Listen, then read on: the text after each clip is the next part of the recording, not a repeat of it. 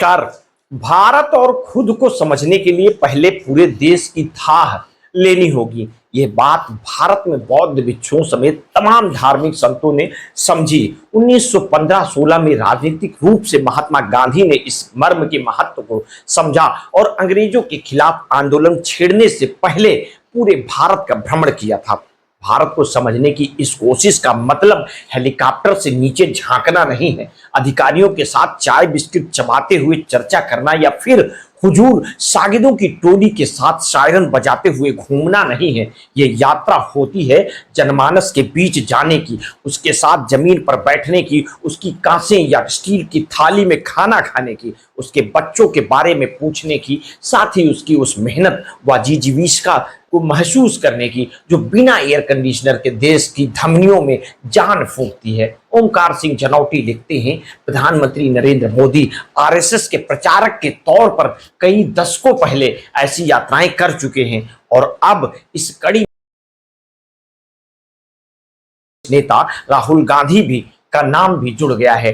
जनवरी 2024 प्रधानमंत्री नरेंद्र मोदी की अगुवाई में जहां बीजेपी राम मंदिर के भव्य उद्घाटन की तैयारियां कर रही थी, वहीं 53 साल के राहुल गांधी भारत जोड़ो न्याय यात्रा कर रहे थे।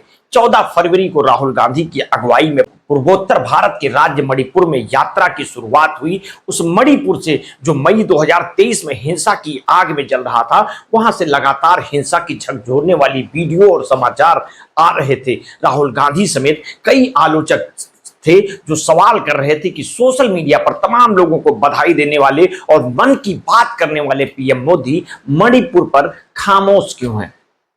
ऐसे कई सवालों से शुरू हुई राहुल गांधी की यात्रा आगे बढ़ते हुए नागालैंड और असम पहुंची। रिपोर्टों के मुताबिक असम के मुख्यमंत्री हेमंत बिश्व शर्मा नहीं चाहते थे कि राहुल गांधी गुवाहाटी आए, इसलिए जोराबाग की बैरिकेडिंग कर दी गई। कुछ कांग्रेसी नेता जब बैरिकेड पर चढ़े तो मुख्यमंत्री के निर्देश पर राहुल गांधी के खिलाफ भीड़ को उकसाने का मुकदमा दर्ज कर दिया गया। राहुल गांधी जिस दिन मेघालय पहुंचे, उसी दिन अयोध्या में प्रधानमंत्री नरेंद्र मोदी ने राम मंदिर का उद्घाटन किया। इस दौरान ऐसा भी लगने लगा था जैसे आयोजन आस्था पर भारी पड़ गया हो। वहीं दूसरी तरफ राहुल गांधी की भारत जोड़ो न्याय यात्रा को राष्ट्रीय मीडिया और खास तौर पर टीवी मीडिया ने बहुत अहमियत नहीं दी, लेकिन सोशल मीडिया के दौर में कांग्रेस पार्टी लगातार इस यात्रा से जुड़े वीडियोज और फोटो को शेयर करती रही। यह वही दौर था जब राहुल गांधी अरुणाचल, मेघालय, पश्चिम बंगाल, बिहार, झारखंड, उड़ीसा, छत्तीसगढ़, उत्तर प्रदेश, मध्य प्रदेश, राजस्थान, गुजरात और महाराष्ट्र में आम लोगों और कांग्रेस कार्यकर्ताओं से मिलते हुए राह चल रहे थे। यात्रा के समानांतर मोदी सरकार पर जानबूझकर इलेक्टोरल बॉन्ड्स की जानकारी शेयर न करने के आरोप लग रहे थे। सुप्रीम कोर्ट के स्पष्ट आदेश के बावजूद स्टेट बैंक ऑफ इंडिया दानदाताओं की जानकारी शेयर करने में आनाकानी कर रहा था। आए दिन विपक्षी पार्टियों के नेताओं पर परिवर्तन निदेशालय के छापे पड़ रहे थे। दिल्ली के मुख्यमंत्री अरविंद केजरीवाल को जेल भेजने की तैयारी उस समय हो रही थी। बीजेपी अब की बार 400 पार का नारा दे चुकी थी और उसके नेता संविधान बदलने के दावे करने लगे।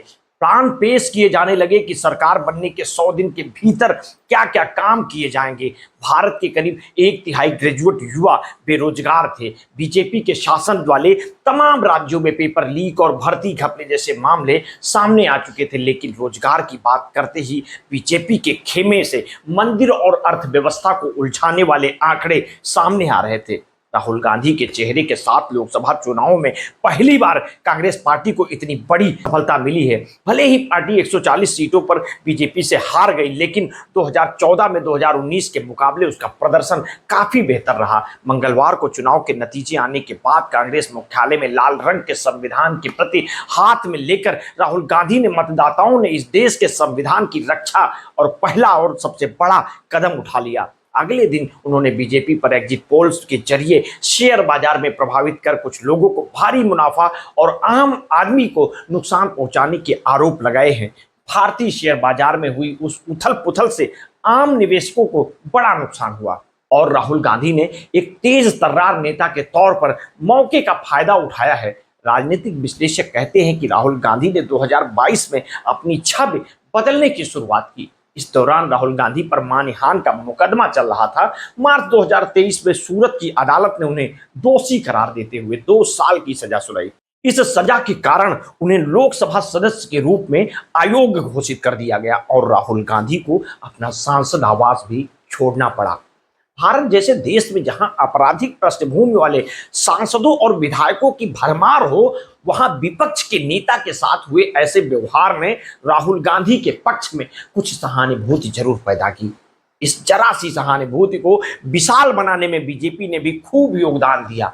बीजेपी के नेता लगातार राहुल गांधी पर टिप्पणी करते रहे, भारतीय जनमानस के सामने कमजोर और शर्मसार करने की कोशिश करते रहे। इस दौरान बीजेपी के छोटे बड़े नेता आलोचना होने पर तमतमाते नजर आने लगे, वहीं राहुल गांधी आलोचना का जवाब मुस्कुरा कर देना सीख गए। राहुल गांधी कम और जरूरी बात ही बोलने लगे। वहीं बीजेपी के नेता हर मसले पर स्वजनित ज्ञान बांटते नजर आए। राहुल गांधी की अगुवाई में कांग्रेस ने इस बार गठबंधन को गंभीरता से लिया।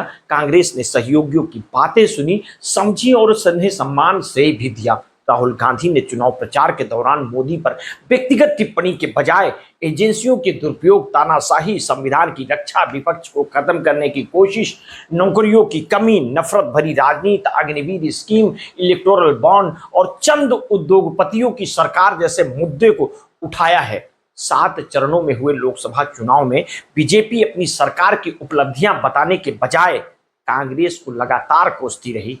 प्रधानमंत्री नरेंद्र मोदी खुद इसमें सबसे आगे रहे। मेरी सरकार ने बीते 10 साल में क्या किया, यह समझाने के बजाय वो कांग्रेस आई तो क्या होगा, इस पर केंद्रित हो गए। तीसरा चरण आते आते बीजेपी के प्रचार से अब की बार 400 पार गायब हो चुका था। भारत में चुनाव अभियान के दौरान कई मतदाताओं ने यह खुलकर कहा कि देश को एक मजबूत विपक्ष की जरूरत है। ऐसा कहने वालों में कई ऐसे लोग भी थे जो पीएम मोदी के मुरीद थे, लेकिन उन्हें मजबूत विपक्ष की भूमिका पर स्पष्ट रूप से दिखने लगा था।